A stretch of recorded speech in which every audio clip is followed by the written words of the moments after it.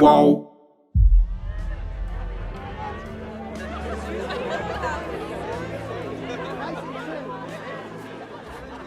O clima era de muita euforia na família Schiaravali naquele sábado 6 de outubro de 2018. A parentada toda se reuniu em um salão de festas chamado Espaço Bela Vista. Umas 100 pessoas foram convidadas para aquela noite. O lugar fica no alto de um morro chamado Surubim, em Resende, que é uma região no sul do estado do Rio. Lá no alto tem uma vista bonita da cidade e dá até para ver o Rio Paraíba do Sul.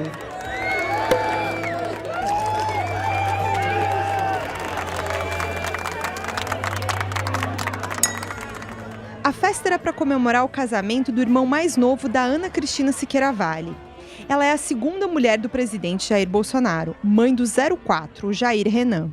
Todo mundo conhece ela por Cristina, e é assim que eu vou falar dela aqui também. Torço demais para que os dois sejam muito felizes. A Anne é uma pessoa maravilhosa, é perfeita para ele. Para começar, eu vou pedir ajuda da minha colega Gabi Pessoa. Ela vai fazer um resumo pra gente sobre quem é essa ex-mulher do Bolsonaro. Ju, a Cristina é a segunda esposa do presidente Bolsonaro. Ela é uma advogada e viveu uma união estável com ele entre 98 e 2008. Nesses 10 anos, eles tiveram um filho juntos, o Jair Renan. A Cristina foi chefe de gabinete do Carlos Bolsonaro na Câmara Municipal do Rio de Janeiro. E aí, depois que ela e o Bolsonaro se separaram, a Cristina deixou o Brasil e foi morar um tempo na Noruega.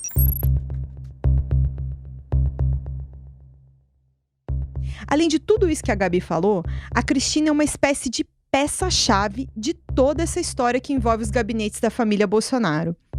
Quando a imprensa fala das investigações da rachadinha, o Fabrício Queiroz é muito citado. Lembra o policial que é amigo do Bolsonaro e era assessor do Flávio na Alerj? Aquele que tinha uma movimentação milionária na conta, apesar de não receber o suficiente para isso? Só que a Cristina também é essencial para compreender a fundo essa história.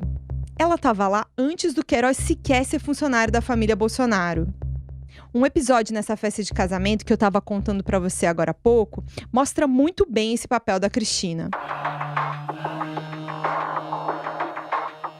Eu sou Juliana Dalpiva, colunista do UOL, e nesse segundo episódio do podcast UOL Investiga a Vida Secreta de Jair, vou falar para você sobre as origens do esquema ilegal da rachadinha. Vou explicar como o caso Queiroz, na verdade, passa limpo um passado oculto do presidente Jair Bolsonaro. Tem uma coisa nisso aí, que é a traição. Ô, rapaz, pergunta pra tua mãe o comprovante que ela viu pro teu pai. 01, o Jair não vai deixar. Irmão, apaga, escreveu, apaga.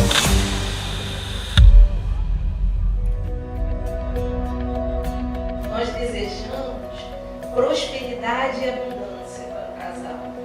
Que esse casamento de almas flua forte e corajoso. Sejam bem felizes.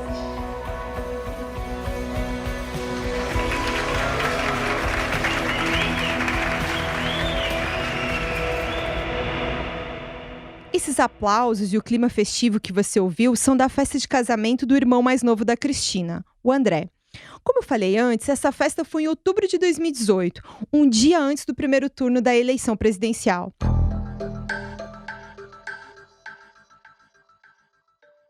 O noivo costuma organizar eventos naquele lugar e conhecia muito bem o salão. A cerimônia religiosa foi lá mesmo, no início daquela noite. Depois veio a festa e os convidados se acomodaram ou dentro do salão ou do lado de fora, num espaço com uma piscina rodeada de palmeiras. A Cristina estava de vestido, estola, brincos e no cabelo tinha uma tiara com uma espécie de flor, toda em negro. Mas a festa não era o único motivo de alegria da Cristina e daquela família naquele fim de semana. Todos tinham uma grande expectativa sobre a eleição no dia seguinte, já que a própria Cristina estava disputando uma vaga a deputada federal. E ela não é uma candidata qualquer. É a segunda mulher do líder da disputa pela presidência, o Jair Bolsonaro. Boa parte das pessoas ali na festa conheciam o candidato e chamavam ele de Jair, com muita intimidade. O filho dele com a Cristina tem esse mesmo nome, Jair Renan, mas na família, Jair é o pai e Renan o filho. Eu amo muito vocês. Nem parece que eu tô saindo com meus tios, tô parecendo que eu tô saindo com meus amigos. Desejo já muitas felicidades, paz, amor pra vocês. Esse que você ouviu é o Jair Renan no casamento. Naquele sábado, as pesquisas mostravam o Bolsonaro com muita folga para vencer o primeiro turno presidencial. O Datafolha, por exemplo, registrava 40% das intenções de voto. E o principal assunto nas rodinhas da festa de casamento era a eleição e a vitória do Bolsonaro. Só que lá pelas tantas, entre uma música e outra, a família começou a se espalhar pelo salão. E uma nervosa Andréia Siqueira Vale, ex-cunhada do agora presidente, começou a falar entre os parentes e os amigos que estava muito preocupada com o futuro dela. Ela é irmã do noivo e da Cristina.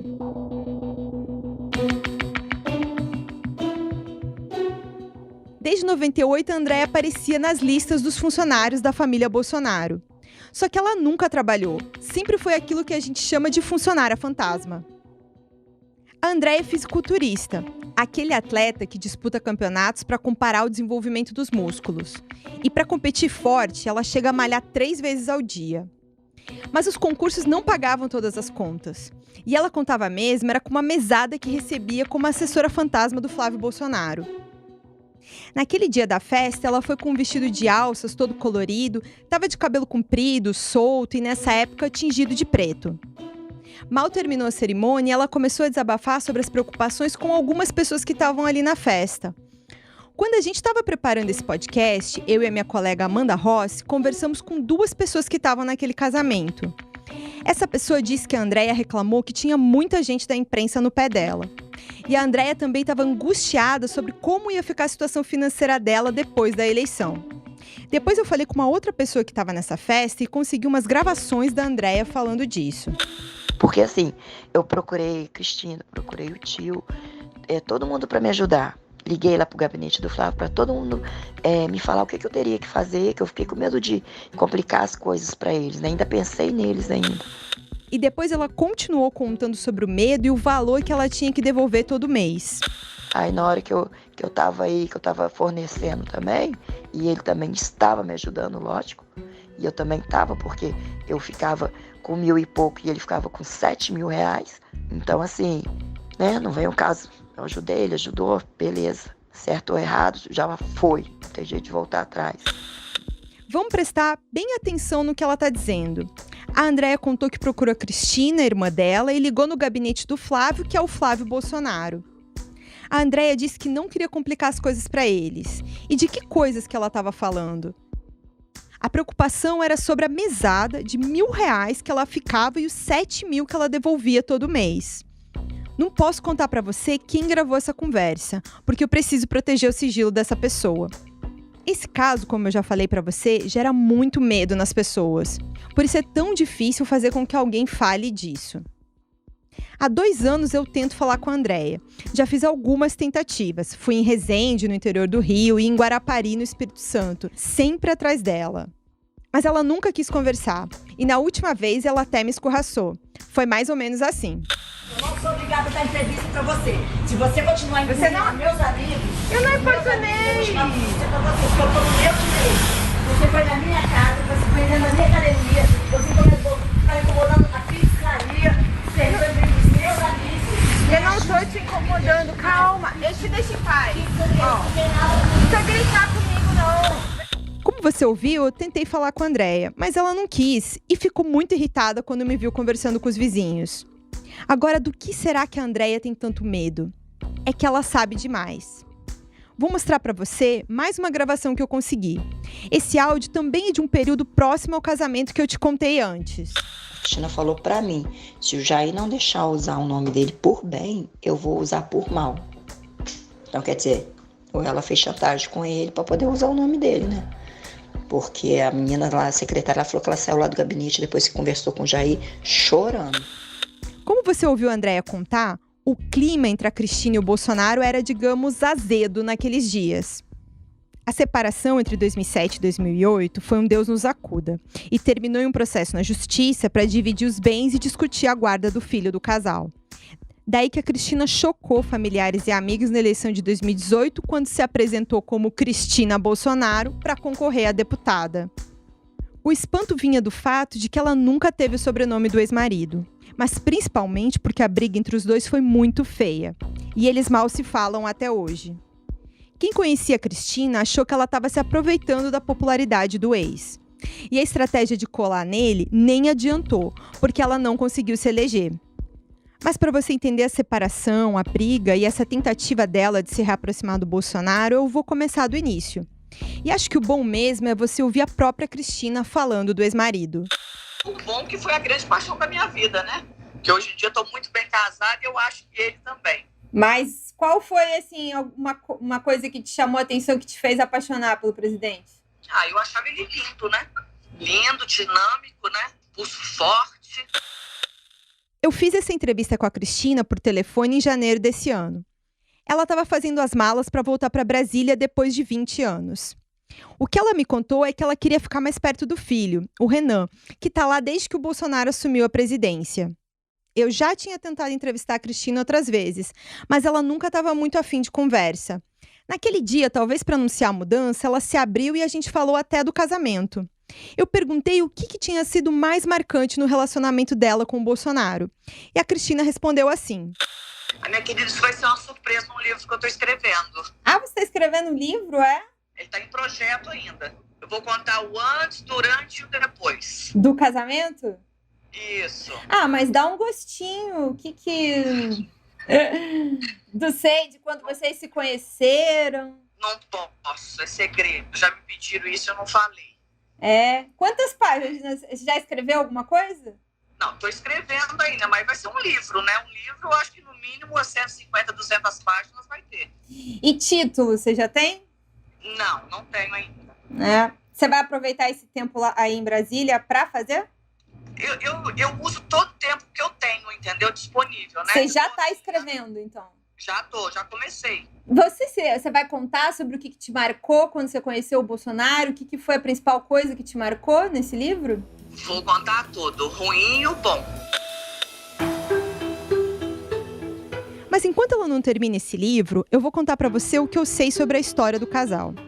A Cristina conheceu o Bolsonaro ao longo dos anos 90, durante uma manifestação de mulheres de militares em Brasília. Elas se reuniam na quadra 103, na Asa Norte, para pedir aumento dos salários do pessoal da caserna, que é como a gente faz referência ao pessoal do Exército. O protesto foi marcado ali porque a quadra 103 era onde muitas famílias de oficiais moravam. O Bolsonaro subiu no carro de som que estava lá no local e discursou em favor do movimento. Naquele dia ele viu uma morena de cabelo castanho claro e ficou interessado.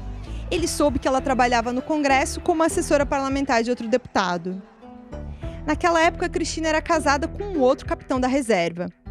O próprio Bolsonaro também era casado, fazia 20 anos com a Rogéria, que é a mãe do Flávio, do Carlos e do Eduardo. E o Bolsonaro estava no segundo mandato de deputado federal. Logo que eles se conheceram, o Bolsonaro e a Cristina ficaram interessados um pelo outro. Depois ele convidou ela para trabalhar no gabinete e os dois acabaram se envolvendo. O tempo passou, em 97 a Cristina engravidou.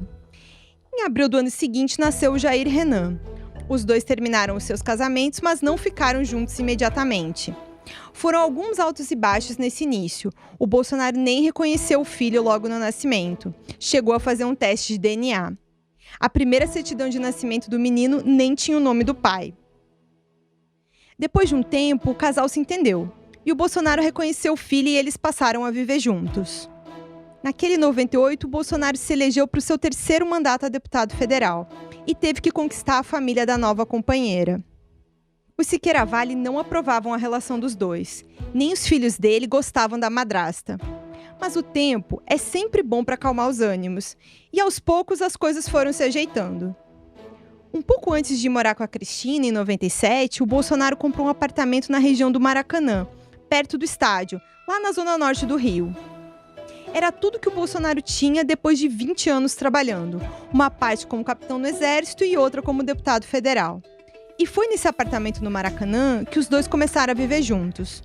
O apartamento tinha uns 190 metros quadrados e varanda, mas não ficava em um edifício com muita infraestrutura e nem era luxuoso.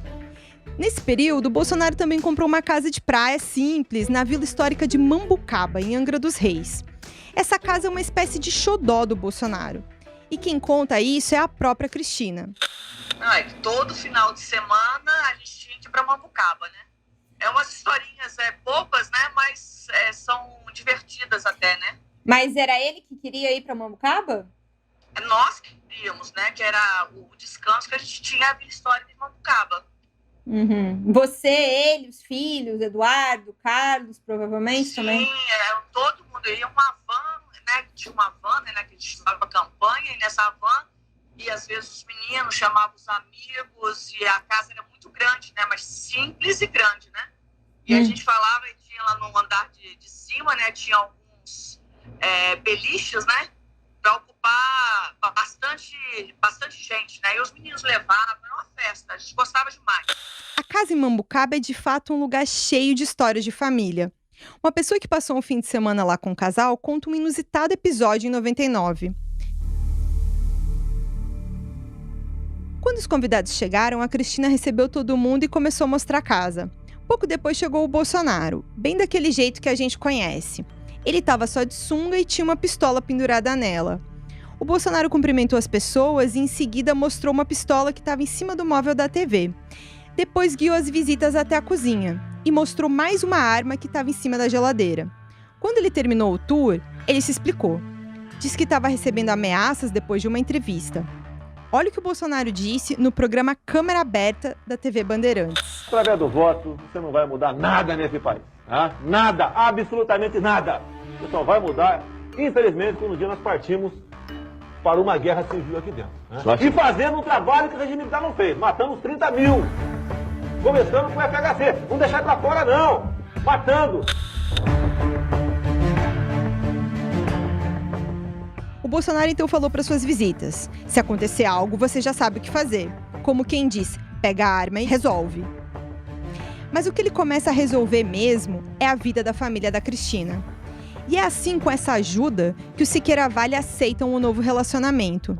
Os pais da Cristina moravam em Juiz de Fora, numa casa alugada no bairro Santa Terezinha, e viviam cheios de dívidas. Sempre foi assim. Quando a Cristina e o Bolsonaro passaram a viver juntos, os parentes dela começaram a aparecer na lista de funcionários dele da Câmara dos Deputados. E o agora presidente ganhou uma fama de quem ajudava a família. Sabe qual foi a primeira nomeação? A irmã da Cristina, a Andréia. Aí na hora que eu tava aí, que eu tava fornecendo também, e ele também estava me ajudando, lógico, e eu também tava, porque eu ficava com 1.000 e pouco e ele ficava com 7 mil reais. Então assim, né, não vem o caso, eu ajudei, ele ajudou, beleza, certo ou errado, já foi, não tem jeito de voltar atrás. A contratação foi em setembro de 98. Depois da Andréia, veio o sogro, o pai da Cristina, em novembro daquele mesmo ano. O nome dele é José Procópio da Silva Vale. Antes de eu continuar, deixa eu só chamar a Gabi Pessoa para ajudar a explicar. O José Procópio da Silva Vale, ele trabalhava como representante comercial, que é como antigamente eram chamados os caixeiros viajantes, né? O pai da Ana Cristina entrou na lista de funcionários do Jair Bolsonaro em novembro de 98, logo depois que o então deputado federal tinha se tornado seu genro, né? Logo depois que o Bolsonaro e a Ana Cristina começaram a se relacionar. E aí ele teve esse cargo até abril de 2000. Depois disso, o José Procópio foi nomeado no gabinete do Flávio Bolsonaro em 2003. E aí ficou lá com esse cargo na Assembleia do Rio até 2008. O curioso é que durante esses 5 anos, um período longo, né, ele nunca teve um crachá da Alerj. Em maio de 2019, eu tentei falar com o seu José. O Bolsonaro apelidou ele de Procopo, uma piada com o nome dele e a fama de cervejeiro. Eu trabalhava no jornal Globo e estava fazendo uma matéria sobre os familiares da Cristina que tinham sido nomeados nos gabinetes da família Bolsonaro. O que uma pessoa próxima do seu José me contou é que ele nunca trabalhou como assessor. O que o seu José fazia, assim como alguns outros parentes, era distribuir uns panfletos durante a época da campanha eleitoral. De certa forma, até o próprio Flávio chegou a admitir que o trabalho se resumia a isso quando teve que responder umas perguntas em um depoimento na investigação da rachadinha. Eu nasci em Resende, eu tenho familiares que moram lá, a ex-mulher do meu pai, os parentes dela são de lá. Então tem muitos militares, é um local que a gente é muito forte. Então, são pessoas que trabalham lá no dia a dia, também divulgando o nosso mandato lá e trazendo demandas. E tinha alguma base, algum escritório de base lá em Resende? Não, distante, mas as pessoas acabam procurando nossos setores nas próprias residências deles. Né? E o senhor se recorda especificamente o que cada familiar desse presente fazia? Olha, todos eram nessa linha, tá? De trazer demanda, de nos ouvir, de panfletar a cidade pra gente. Só que o trabalho de panfletar é mais uma coisa de cabo eleitoral, não é exatamente o trabalho de assessor parlamentar.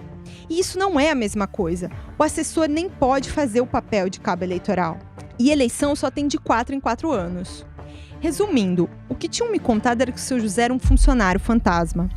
Então eu peguei o celular e liguei pro seu José para saber a história dele.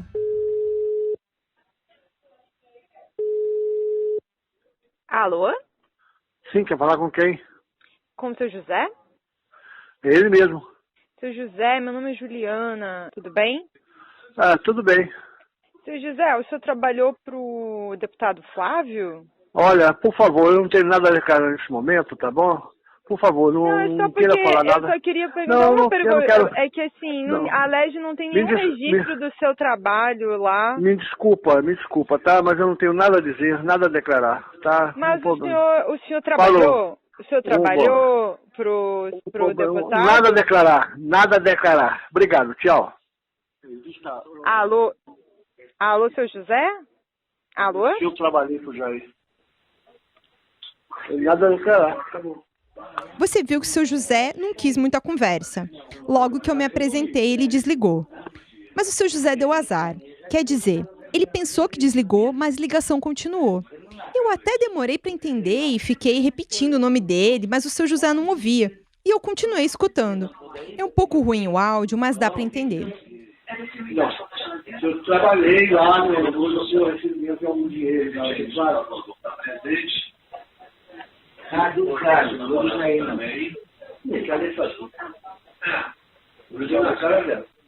E o seu José passou a falar da nossa conversa para alguém. Pareceu ser pelo telefone porque não dava para ouvir a voz da outra pessoa. Você vai ouvir agora ele contando sobre a minha ligação. Mas o seu José citou umas perguntas que eu nem tive tempo de fazer. Ele meio que inventou uma entrevista. Mas naquela época foi insistir, disse que eu tinha dinheiro, que eu tinha trabalhado para ele, eu tinha recebido, eu tinha feito... Falei mais nada, eu falei não, para mim não sei de nada e não vou dar entrevista. Tchau. Passei o telefone. Mas toda hora liga, quando é um é outro. Eita, eu, hein? Sou famoso, rapaz. Vou comprar lá a imagem. O velho gostoso. Ah, sim. Isso aí vai acabar em pizza mesmo. Não dá em nada. Estou fazendo isso tudo para derrubar o ombro lá em cima, né? Mas vai ser difícil. O que eles podem fazer? Nada. A gente não pode falar muito disso, porque deve estar grampeado, qualquer coisa desse sentido. Entendeu? Aí fica meio chato.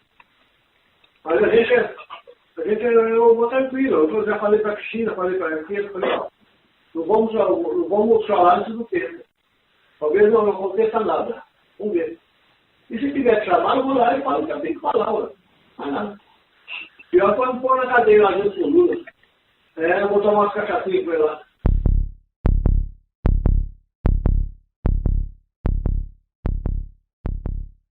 Naquele dia, o ex-presidente Lula estava preso fazia mais de um ano. Ele tinha sido condenado pelo ex-juiz Sérgio Moro em um processo da Lava Jato. E desde abril de 2018, o Lula estava preso na Polícia Federal em Curitiba. Mas como você sabe, agora o Supremo Tribunal Federal anulou essa condenação. Só que isso é outra história. Vamos voltar aqui no seu José. Ouvindo aquele comentário do pai da Cristina, achei curioso que o ex-sogro do Bolsonaro levantasse a hipótese de também ir para a cadeia, mesmo que fosse nesse tom de piada. Naqueles minutos em que ele não sabia que eu estava ouvindo, ele mostrou que estava preocupado em ser grampeado. E apesar de parecer um pouco tenso, ele disse que achava que tudo ia acabar em pizza mesmo. Quando seu José atendeu o telefone, ele estava em casa em Resende, vendo televisão. Contei para você que a família era de Juiz de Fora. Mas eles foram morar nessa casa em Resende também por obra do Bolsonaro e da Cristina. A Cristina comprou essa casa para os pais em maio de 2000, ainda no início do casamento. A casa custou R$48 mil e a Cristina registrou no cartório que pagou tudo na hora e em dinheiro vivo. Para você ter uma ideia, se a gente corrigir pela inflação, esse valor dá cerca de R$150 mil hoje. Depois disso, a Cristina e o Bolsonaro compraram uma casa com piscina na Barra da Tijuca. Pagaram R$500 mil. Se a gente atualizar esses valores, isso ia dar uns 3 milhões hoje. É muito dinheiro. Eles também compraram um apartamento em Brasília e 2 terrenos em Resende. E foi assim que a Cristina começou a organizar a vida financeira do Bolsonaro, montar um patrimônio mesmo.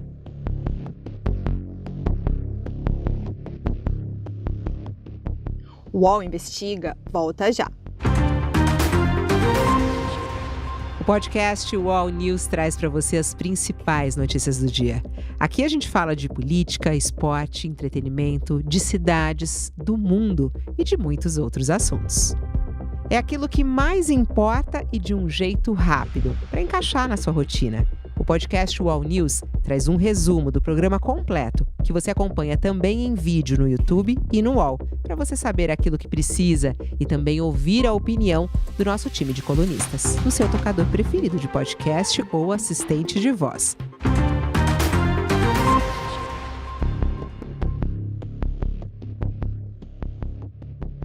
Além das compras, outras coisas começaram a acontecer ao mesmo tempo nessa época. A primeira delas é um movimento do Bolsonaro de colocar os filhos para disputar vagas na Câmara de Vereadores e na Assembleia Legislativa do Rio de Janeiro. Não importava sequer que eles fossem muito jovens, ainda saindo da adolescência e sem experiência alguma na política. O Bolsonaro fez o Carlos, que a gente conhece por Carluxo, disputar o primeiro mandato dele com 17 anos naquele ano de 2000. E para concorrer, ele teve que disputar contra a própria mãe, a Rogéria. E ele ganhou. Foi eleito vereador pela primeira vez, o mais jovem do país. 3 anos depois, foi a vez do Flávio conquistar uma cadeira na Assembleia Legislativa do Rio. A partir de 2003, o Bolsonaro coordenava 3 gabinetes e tinha à disposição, entre ele e os filhos, mais de 60 nomeações. A Cristina ajudava nessa tarefa. O Bolsonaro fez com que ela se tornasse chefe de gabinete do Carlos em 2001. E depois o casal escolheu para o comando do gabinete do Flávio uma amiga dela. Isso em 2003. Só que tudo era comandado mesmo pelo Bolsonaro. E ele sempre fez questão de deixar isso claro. Muito antes de se saber os problemas nas nomeações dos assessores, ele sempre se referiu aos gabinetes como se fossem uma coisa só. Não há diferença, muitas vezes, o que... Quando um funcionário trabalha para mim, trabalha para os dois também. Peraí, você tem que divulgar, é o meu patrimônio. Daqui a pouco você quer pegar a minha mãe, com 91 anos de idade, começar a levantar a vida dela. Você vai pegar da minha mãe daqui a pouco, meu pai já morreu. Meus irmãos, ok? Você tem que pegar o meu, esquece meus filhos. Se meu filho assaltar um banco ou ganhar na Mega Sena, é problema dele, não é meu. E a parte da Cristina nessa história era escolher pessoas da própria família para ocupar esses cargos de confiança. Teve uma vez, em uma festinha de família, que ela foi direto ao assunto. Sem rodeios, perguntou quem ali entre os irmãos, primos e tios gostaria de ser nomeado em uma das vagas do marido ou dos enteados. Depois a Cristina explicou que quem aceitasse não precisava bater ponto em lugar nenhum. Seria um funcionário fantasma. Bastava dar o CPF que ela ia fazer o resto. Quem topasse ia receber em troca uma mesada de 10% do salário. Tinha que devolver a maior parte do dinheiro. Nessa reunião, a Cristina basicamente descreveu como funcionava o esquema que hoje a gente conhece por rachadinha. Ao todo, 18 parentes dela foram nomeados em algum momento em um dos gabinetes da família Bolsonaro, seja do Jair, do Flávio ou do Carlos Bolsonaro. A única tarefa de quem entrava no esquema era distribuir os panfletos no período de campanha, como eu falei que o seu José fazia. De resto, nenhuma preocupação, ninguém precisava aparecer para trabalhar. Essas vagas a Cristina ia achar junto com o Bolsonaro em um dos 3 gabinetes à disposição. Na Câmara, onde o Jair Bolsonaro era deputado federal, na Assembleia Legislativa do Rio, onde o Flávio era deputado estadual, ou na Câmara Municipal do Rio, onde o Carlos era vereador. O Eduardo Bolsonaro, que agora é deputado federal, era adolescente nesses dias. Vai demorar bastante tempo para ele entrar na política e dar indícios do esquema. Eu vou contar para você mais adiante. Lá nos anos 2000, e mesmo antes disso, uma coisa que ajudou esse esquema a funcionar era a falta de transparência. Não era fácil saber quem eram os funcionários de cada deputado. Naquela época, nenhuma dessas informações ficava disponível de uma maneira organizada na internet.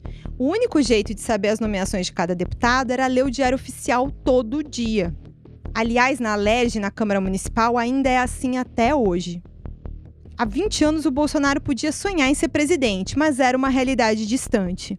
Ele era do chamado baixo clero da Câmara, e ninguém da imprensa prestava atenção o suficiente nele. Talvez por isso o pessoal da família Siqueira Vale nem fazia muito segredo do esquema. Os parentes da Cristina e ela própria contavam por aí boa parte dessa história. Então, quando ela veio morar comigo, até então eu não sabia, mesmo ela não havia mencionado o nome dele ainda, né? E quando ela veio morar comigo, eu não sabia, não tinha a mínima noção de quem Bolsonaro era de nenhuma forma. Até que, durante uma ligação da mãe dela, ela no quarto arrumando as coisas dela, era um quarto que, tipo, se você souber a mansão que ela mora em Resende, de 4 milhões de reais, e a casa que ela morou aqui na Noruega, depois que ela mudou com o marido, você não vai acreditar que ela não morou lá em casa, mas assim, eu tenho registro de fotos e de declarações dela, tipo, por ter morado comigo, por ser grata, por eu ter ajudado.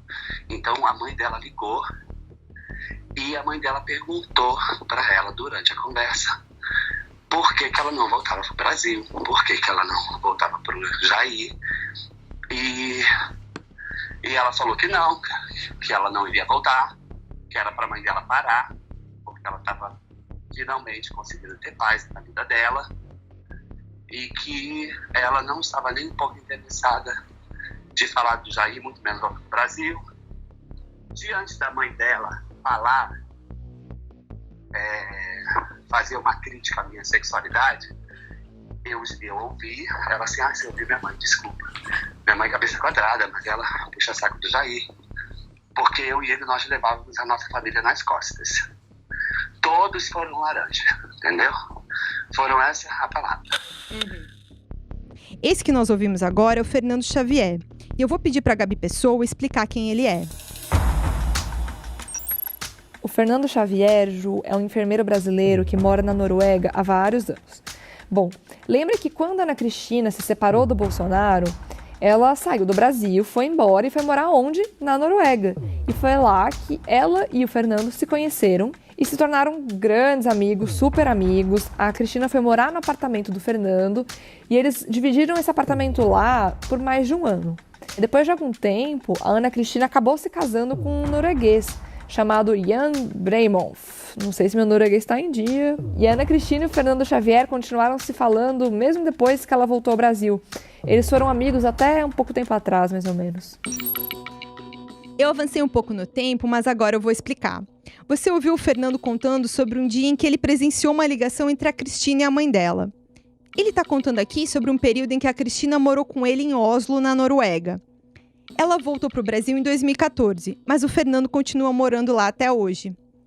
A Cristina e o Bolsonaro sempre viveram um misto de amor cheio de duras brigas. Ele chegou a apelidar ela de Cri-Cri. É um costume do Bolsonaro, ele coloca apelido em todo mundo. Foram diversos atritos ao longo dos anos em que eles viveram juntos, e muita confusão envolvia dinheiro. Eu vou explicar. Tudo que o Bolsonaro tinha antes de viver com a Cristina era a casa em Mambucaba e o apartamento no Rio, na região do Maracanã. 10 anos depois, a situação era a outra. Eles compraram juntos 14 imóveis, a mansão na Barra da Tijuca, a casa dos pais dela em Resende e vários terrenos. E 5 desses imóveis foram pagos em dinheiro vivo, o que é algo muito raro. Já imaginou você chegando para comprar uma casa ou um terreno com uma mala ou um pacote de dinheiro em espécie? É até perigoso. Quem investiga a lavagem de dinheiro diz que, em geral, o imóvel só é pago em espécie por quem quer esconder a origem do dinheiro. Mas voltando no patrimônio do Bolsonaro, lá em 2008, os bens somavam mais de 3 milhões, o que vale uns 5 milhões de reais agora. Esse, inclusive, é um cálculo conservador. Eles também tinham carros, aplicações e um cofre repleto de joias e mais dinheiro vivo. Mas a administração desse patrimônio todo era um motivo constante de brigas entre a Cristina e o Bolsonaro. Começaram também as desconfianças de que tanto ele como ela tinham casos paralelos. Chegou um ponto em que não deu mais. Em 2007, o Bolsonaro conheceu no Congresso uma outra assessora chamada Michele, e casou com ela ainda no fim daquele ano. A Michele é a atual primeira-dama do Brasil. Depois de um tempo da separação, a Cristina decidiu ir morar com um namorado na Noruega. Ela partiu sozinha. O filho, Jair Renan, ficou com o Bolsonaro no Rio. foi na Noruega que a Cristina conheceu o Fernando e acabou indo morar com ele. Os dois ficaram muito amigos e se tornaram confidentes. Nesses 2 anos que eu acompanho essa história, eu conheci uma série de amigos da Cristina. E a Cristina que o Fernando e os outros amigos descrevem é uma mulher engraçada, divertida, que gosta de uma festa e é quase progressista. Na Noruega, ela chegou a comemorar casamentos de amigos gays. Algo impensado para uma ex-mulher do Bolsonaro que agora se apresenta como uma conservadora, defensora de uma ideia restrita do que deve ser a família. O Fernando é a principal testemunha dessa época, das brigas e das confissões sobre o esquema da rachadinha. Realmente, eu já vi brigas, presenciei.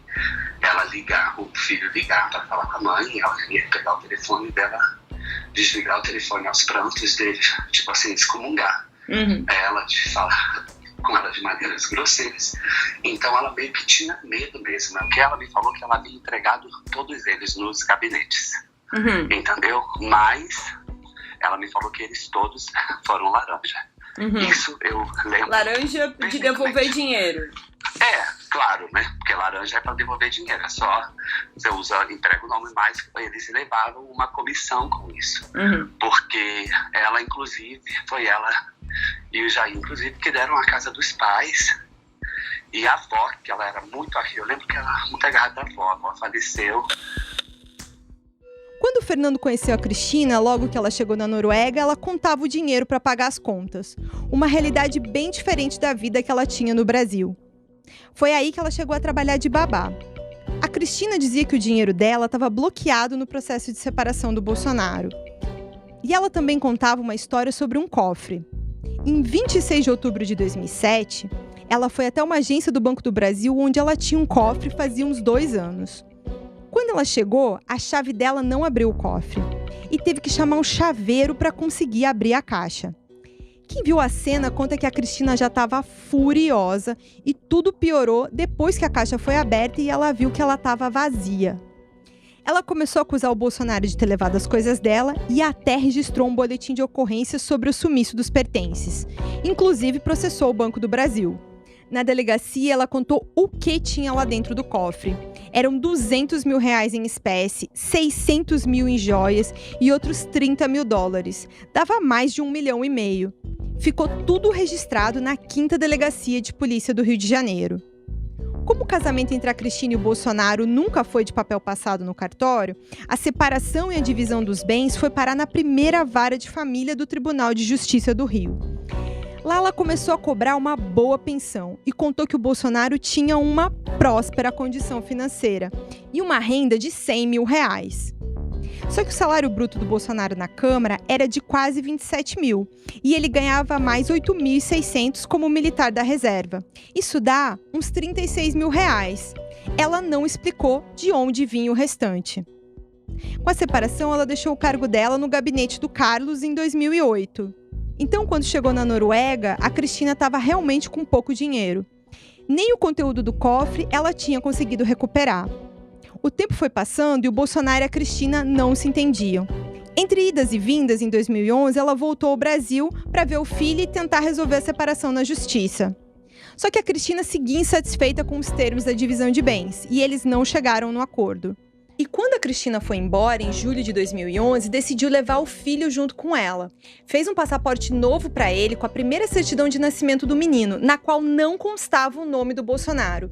Lembra que ele não tinha reconhecido o filho? Com esse novo passaporte, a Cristina embarcou com Jair Renan para a Noruega, em julho de 2011. Na época, o garoto tinha 12 anos. O Bolsonaro já estava no 6º mandato como deputado federal. E ele ficou enlouquecido quando soube que o filho tinha ido para a Noruega. E logo registrou o caso na Polícia Federal e mobilizou o Itamaraty. O Itamaraty nem podia fazer nada, porque não pode interferir em assuntos particulares ou de família. Mas não foi o que aconteceu. Um diplomata brasileiro na Noruega foi atrás da Cristina. E ao encontrar os diplomatas, ela desabafou que tinha sido ameaçada de morte pelo ex-marido. Segundo a Cristina, essa era a razão para ela ter deixado o Brasil. E esse relato ficou registrado em telegramas do Itamaraty. O medo que ela tinha do Bolsonaro era tema frequente das conversas que ela tinha com os amigos que ela fez na Noruega. O principal deles era o Fernando. Porque ela tinha sido ameaçada e a cabeça dela, ela me falou inclusive valores, eu lembro. A cabeça dela valia 50 mil reais. É exatamente isso que eu ouvi da boca dela, não foi outra pessoa que me contou. A versão do Bolsonaro era diferente. Tudo que ele repetia era que a ex-mulher tinha fugido ilegalmente do país com o filho dos dois. E tudo isso gerou um impasse. Os dois ficaram brigando à distância ao longo de um mês. Depois a Cristina decidiu voltar para o Brasil e devolveu o filho para o Bolsonaro. Os dois também entraram em um acordo sobre a separação. Foi então que a Cristina finalmente recuperou as joias do cofre e ficou com 2/3 do patrimônio, coisa de mais de 2 milhões. O Bolsonaro ficou com o resto do dinheiro e com o Jair Renan. Quem viu toda essa confusão de perto também foi o Fernando. Eles tinham muitos bens, muito dinheiro, tanto que ela saiu já rica da separação. Ela falava sobre ele guardar dinheiro vivo em casa? Olha, ela me falou das joias e eu vi a mala, que ela foi no Brasil para trazer as joias para cá. Inclusive eu usei uma joia dela, dessas especiais que ela mandou fazer, que era 1/3, inclusive, no Halloween de ouro, com madrepérola, uma coisa bem bonita. Eu recordo que ela me falou que ela foi ao Brasil, ainda morando comigo, para fazer a transferência do dinheiro. Na época que ela conseguiu abrir a firma aqui para ganhar o visto, e foi a remessa do dinheiro que ela me mandava para pagar aluguel e tudo mais. Depois dessa guerra, a Cristina e o Bolsonaro finalmente se separaram. E essa história que eu tô contando para você ficou escondida no arquivo do tribunal e no Itamaraty até setembro de 2018. Primeiro, a Folha achou os telegramas com as ameaças, e no meio disso a revista Veja descobriu o processo de separação. O Nonato Viegas, que trabalhou nessa matéria da Veja, conta um pouco de como a Cristina reagiu quando foi confrontada com o passado.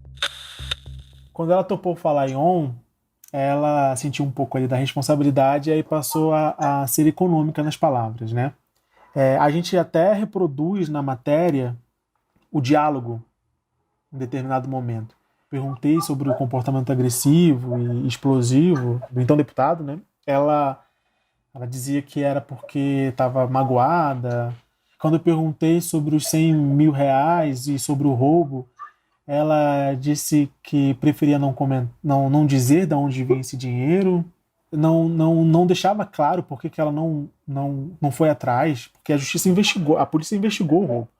A polícia intimou a Ana Cristina umas 2 ou 3 vezes para ela prestar depoimento, ela não foi.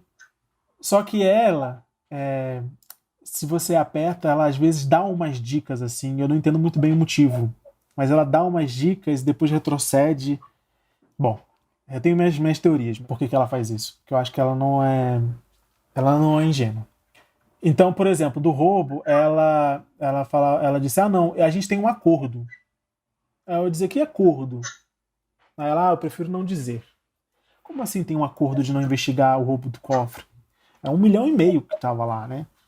Eu percebo, por que eu digo que ela não é ingênua? Porque o tempo todo, mesmo na entrevista em ON, que ela sabia que seria reproduzida, ela deixa margem para a interpretação, deixa margem para que você saiba que ela sabe muito mais do que ela está dizendo que sabe. Então a Ana Cristina é uma personagem muito interessante, assim. Quando a matéria tornou público o tom pesado da separação, o Bolsonaro negou as ameaças e a Cristina as acusações. Parecia que não importava que ela tivesse feito um boletim de ocorrência sobre o roubo do cofre, nem que tivessem telegramas do Itamaraty com o registro das ameaças, ou mesmo que os amigos na Noruega confirmassem todos os relatos dela sobre o medo do ex-marido. A Cristina simplesmente negou tudo. Eu digo pra você que toda separação é muito difícil, né? Ambos os lados ficam magoados, né? Eu sou de temperamento muito forte, muito forte, e falo besteira, né? Eu acho que ninguém casa querendo separar. E como aconteceu isso, eu falei coisas que não deveriam, né? Que não são verdade, são inverdades. Estava magoada. Essas declarações causaram um espanto no Fernando, principalmente porque ela passou a defender o ex-marido. A primeira vez que eu tentei falar com ele, ainda em 2018, ele não quis conversa. O Fernando só topou essa entrevista há pouco tempo, e muito por causa dessa mudança de atitude da Cristina. Ele disse que a Cristina nem parecia mais a mesma pessoa. Mas apesar de pesada, essa história não teve impacto algum na eleição do Bolsonaro. Quem talvez tenha sido impactada foi a própria Cristina, que não conseguiu uma cadeira na Câmara dos Deputados. Depois da eleição em 2018, ela continuou vivendo em Resende. Desde que ela voltou para o Brasil, ela trabalhava como assessora de um vereador da cidade. Alguns meses depois da eleição, quando o caso Queiroz explodiu, eu recebi uma dica para investigar a Cristina e os parentes dela. E foi aí, depois de muito esforço para conseguir os documentos de quase 20 anos dos assessores da família Bolsonaro, que eu notei um aspecto curioso. Apesar das brigas todas entre a Cristina e o ex-marido, os parentes dela não deixaram de aparecer nas listas de funcionários da família Bolsonaro. A Andréia, a irmã da Cristina, por exemplo, constou como funcionária do Flávio até pouco antes da eleição de 2018. Por isso, como eu contei no início desse episódio, ela estava preocupada se ia continuar recebendo a mesada do esquema. Na virada de 2018 para 2019, todo mundo da família Siqueira Vale já tinha visto alguma coisa sobre o Queiroz no noticiário. O Queiroz, inclusive, era uma pessoa que eles conheciam. E a cada matéria, eles sentiam que era só uma questão de tempo. Os jornalistas iam começar a bater na porta deles para perguntar sobre a rachadinha. Mas a preocupação dos parentes da Cristina era ir no Ministério Público, como o seu José deixou claro naquela conversa no telefone. Em junho de 2019, eu fui até a Câmara de Resende para tentar falar com a Cristina. Eu estava apurando com uma colega, a Juliana Castro, os funcionários fantasmas do Carlos Bolsonaro, e tentei falar com a Cristina sobre essas nomeações. Eu nem liguei porque eu achei que a hora que eu falasse o assunto ela ia fugir. Então eu cheguei na Câmara, me identifiquei na portaria e me autorizaram a subir. E eu fui pelas escadas mesmo. Quando eu cheguei no 3º andar, eu dei de cara com ela no corredor. E foi logo perguntando. Mas você pretende falar em algum momento? Não. Por quê? E se seus parentes forem acusados de lavagem de dinheiro, peculato, que é o que também está recaindo sobre a própria investigação, que envolve outros assessores também? O que você acha? Vão responder, né? Eles vão responder de novo. Nada de A Cristina não foi lá muito convincente. Ficou muito nervosa e retraída. E eu achei curioso que ela parecia indiferente com a situação dos parentes dela, até do próprio pai. Enquanto eu estava em Resende, a Juliana Castro, que trabalhava comigo, achou uma cunhada da Cristina saindo do trabalho em Juiz de Fora, lá em Minas Gerais. Ela se chama Marta Vale. Vou pedir para a Gabi Pessoa explicar. A Marta Vale, Ju, é casada com o irmão mais velho da Cristina e constou na lista de funcionários do gabinete do Carlos Bolsonaro por 8 anos, entre 2001 e 2009. Só que ela não morava no Rio de Janeiro. Nesse período, ela morava em Juiz de Fora, em Minas Gerais, muito longe do gabinete do Carlos. Escuta aqui a conversa entre a minha antiga colega e a Marta, que foi publicada na revista Época. Não tem nada falado, filho. Não? Qual gabinete que você trabalhou? Eu não trabalhei em nenhum gabinete, não. Minha família lá que trabalhou, mas eu não. Ah, entendi. Porque tem seu nome nomeado durante 9 anos lá. Mas não fui eu não trabalhei, não. Você a família do meu marido, Bernardo, que trabalhou, entendeu? Você mesmo não. Mas você sabia que você tinha sido nomeada? Mas logo em seguida eu fui... Já me tiraram do cargo. Mas é que tem 9 anos. Não, Juliana, eu prefiro não falar nenhum depoimento. Você me desculpa, tá? Claro. Essa mesma reportagem falava de vários outros casos da família da Cristina no gabinete do Carlos no mesmo período em que ela era chefe. Ou seja, ela também era responsável por essas contratações junto com o Carlos. Depois dessa matéria, o Ministério Público passou a investigar o Carlos e a Cristina. O caso tinha algumas semelhanças com o do Flávio e do Queiroz. E alguns meses depois disso, o Ministério Público foi nas casas desses familiares da Cristina. O Ministério Público do Rio cumpriu hoje mandados de busca e apreensão em endereços ligados ao senador Flávio Bolsonaro, ao ex-assessor dele, Fabrício Queiroz, e a parentes da ex-mulher do presidente Jair Bolsonaro. A investigação é de lavagem e desvio de dinheiro no gabinete de Flávio Bolsonaro quando era deputado estadual. Você lembra que no primeiro episódio eu falei que o Ministério Público demorou para dar explicações sobre o caso? Pois depois daquele vai e vem desde o fim de 2018, os promotores trabalharam bastante. Em segredo, eles coletaram muitas provas e pediram as quebras de sigilo financeiro e mandados de busca e apreensão contra os investigados. De modo geral, a imprensa estava muito fixada no Queiroz, que também foi alvo daquela operação. Mas o avanço da investigação mostrava que quanto mais ela se aprofundava, não era só o Flávio que estava se complicando. O grupo de parentes da Cristina foi identificado pelos promotores como um dos núcleos da organização criminosa no antigo gabinete do Flávio na Alerj. Esse núcleo inclui o seu José, pai dela, a Andréia e 8 parentes. Outro núcleo é do Queiroz, familiares dele e amigos.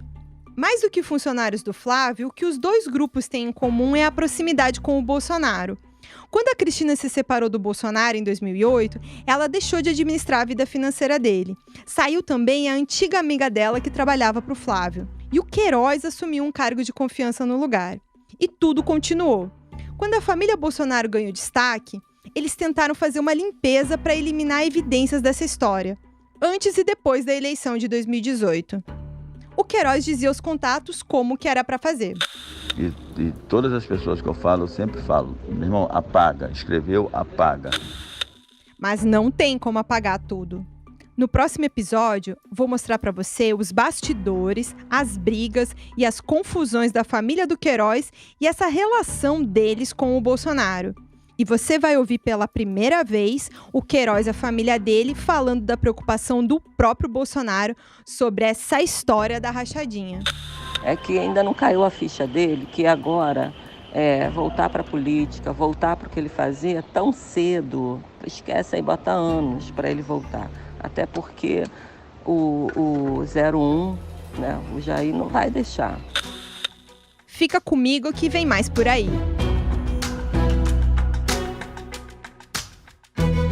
Este episódio usou áudios do canal Get Up Filmes no YouTube, do jornal Folha de São Paulo, do Jornal Nacional da TV Globo, da revista Época e dos autos das investigações sobre rachadinha na Alerj. O UOL Investiga a Vida Secreta de Jair é apresentado por mim, Juliana Dalpiva, e pela jornalista Gabriela Sá Pessoa. A reportagem, pesquisa e roteiro foram feitos por mim, Juliana Dalpiva, e também tiveram o trabalho da Amanda Rossi e da Gabriela Sá Pessoa. A edição de áudio é do João Pedro Pinheiro. A coordenação foi da Juliana Carpanês, do Flávio Costa e do Marco Sérgio Silva.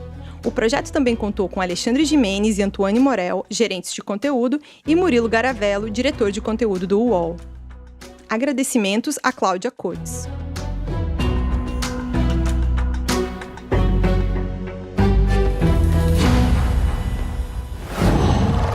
UOL.